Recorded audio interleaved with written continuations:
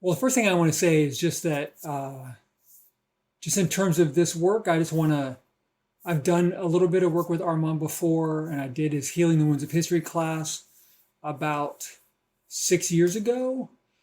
It's really unlike most of and I've done lots of different kinds of things, but it's really different from any of the kind of sort of being in a group and sharing work kind of things that I've done because the way this work sort of gets around like all of my regular masculine linear rational ways of approaching aspects of myself and my life, it sort of takes a run around them and goes right to parts that I don't always have access to. And so it's really in some ways magical. And so I just want to give it like that. I just want to plant that seed. Just trust the work because it has a way of working that is inexplicable to me.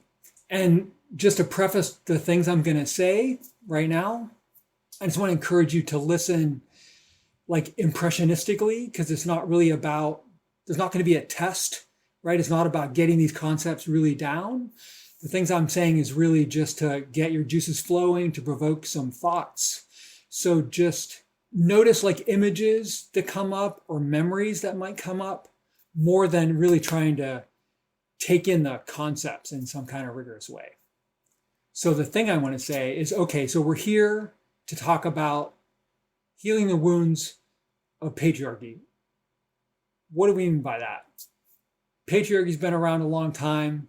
It's created a lot of wounds, right? We can't heal them all. So we're going to focus on the particular wounds around patriarchal masculinity, as opposed to all the horrors that patriarchy has unfolded in the world. And so patriarchal masculinity, what do I mean by that? I mean sort of the values and norms and expectations of us as men from patriarchal culture. And so the archetype that comes to mind is the father, right? Patriarchy is about the father. So what are the roles of the father under patriarchy? Provide, protect, discipline, maintain order in the community and in the family, right? And these are not good or bad in and of themselves. They don't in and of themselves create wounds, but they do create wounds. And so when we want to talk about that aspect of it, the term that comes to mind is toxic masculinity, when these norms get like pushed to a certain extreme that harm is caused. So I'm sure some of you have heard the term toxic masculinity. We want to look at patriarchy and patriarchal masculinity through the lens of the ways it causes harm. We talk about toxic masculinity.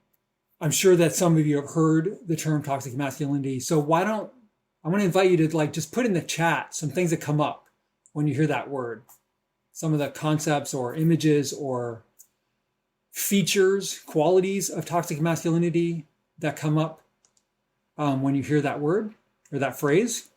Aggression, control, destruction, yeah. Misogyny, deliberate and casual harm, yeah. Violence, right? Violence, a repression, emotional repression, right? Yeah, showing no feelings, right? Self-reliance, not able to be vulnerable, like being tough, right? Homophobia, great one, great one. Problem fixing, great. These are all great. Exactly the kind of things that I'm talking about. So one of the ways that we could boil down like the various aspects of toxic masculinity is that there's really only one or very few ways to be a real man, right? And most of them come down to some form of dominance or being in control, right? So the archetypes that come to mind, dominance, like I've heard it said, what a real man does is he can dominate the three B's, the ball field, the bank, and the bedroom, right? I would add the battlefield and I would add academia because even though it doesn't start with B, it's my personal favorite because I'm better at that one than the other ones. But it's definitely one of them, right? So the archetypes that come to mind, sometimes it's useful to think in archetypes, is the warrior the star athlete, the CEO, the expert, right? These are the kind of images that go along with being like a real man.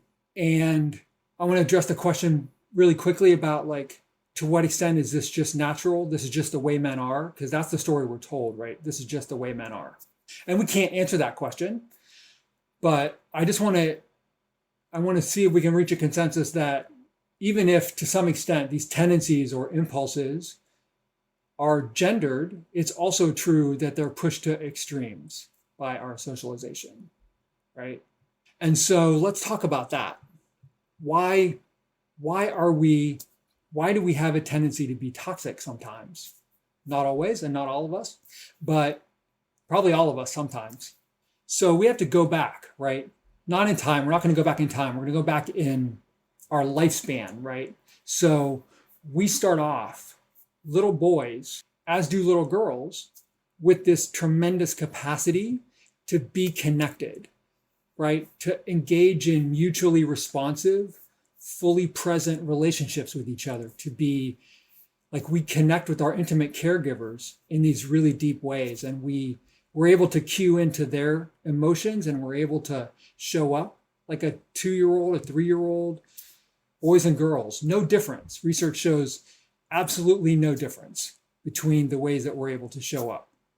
But it's also true that studies show that boys are talked to less, held less, comforted less, nurtured less than little girls from the very beginning.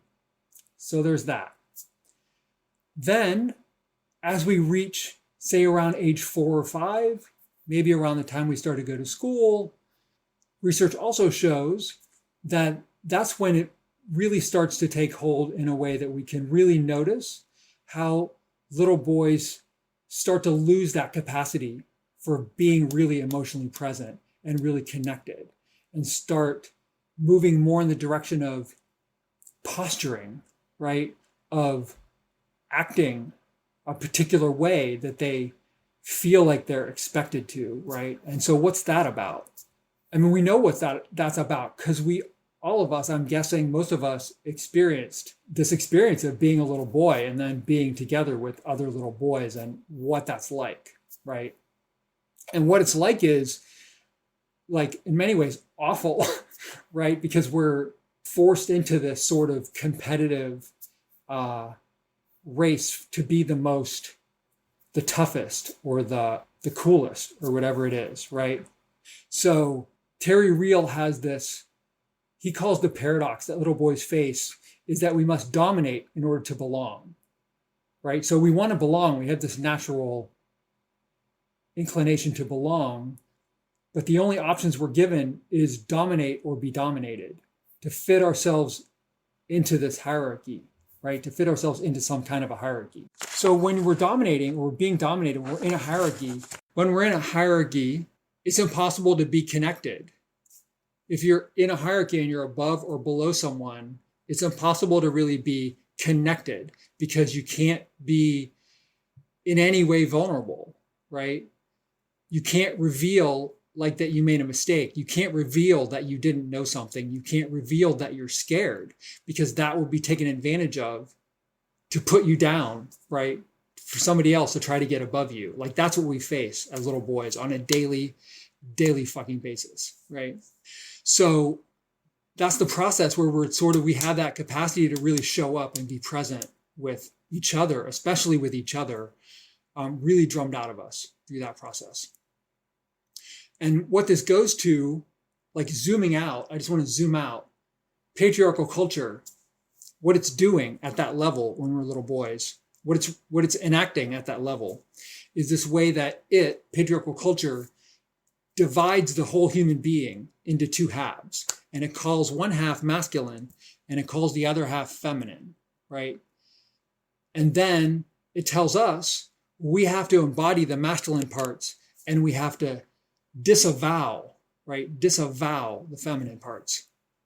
A full human being is all these things, not only knowledgeable, brave, strong, disciplined, rational, these things that men are, but a real human being is also relational empathetic, able to express feelings, and able to show vulnerability. But as Terry Real says, I love Terry Real, so I quote him a lot. Under patriarchy, you can either be powerful, independent, logical, male, or you can be connected, affiliative, heartfelt, and female. Like you can't be both in this culture. That's what the culture tells us, is that we can't be both. This idea that what we have to be is tough and aggressive and invulnerable and certain and knowledgeable, especially about sex. We really definitely have to be knowledgeable about sex. And uncaring in some ways and disconnected in some ways. Paul Kivel calls this the man box, the act like a man box. So we're trapped in this box. And everything outside of it, which is where vulnerability is, which is where the possibility for connection is, everything that's outside of it, outside that box, is shamed as feminine or as weak. And there's no difference, feminine, weak, same thing, right? So again, this man box is about the ethos of dominance, about being dominant. And we're expected to dominate on an individual level, dominate other men, dominate women. And then as a group, we're expected as a group collectively to dominate women. Like if you think about the way that we bond together as men, oftentimes is by talking about how women, like what's wrong with them or how they're, all the things we say about women, I'm not even going to repeat them, all the misogynist things we say about women. Or as white men, the things that white men collectively say to bond around whiteness by putting down people of other races, right? Nobody in this group does that, but that happens, right? Or straight men who put down gay people, homosexuals, in order to bond as straight men. That sort of group dominance dynamic is so often in play. And there's a cost, right? There's a very high cost. 80% of men in our society suffer from some form of alexithymia, which is the clinical name for not being able to feel our feelings or express our feelings, right? That's pervasive. There's this sense that we only have self-worth around winning. If we're not winning, we're losing, and so we're worthless. And we have this epidemic in our society of despair, loneliness, addiction. And it all comes back to, in many ways, the chief price I would say we're paying in many ways is that we are robbed of our capacity to feel and be in full-throated, wholehearted love with each other. We're robbed of the capacity, the ability to be in full-throated, wholehearted love with each other and with ourselves.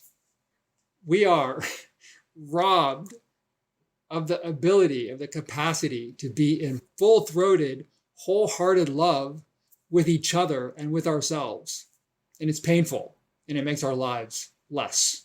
So you might just want to take a moment to, you could put these in the chat or just write them down, any images that arose for you, any particular memories or whatever, because these might come up later as we do our work together. So if anything came up that you want to just remember, make a note of that. Thank you.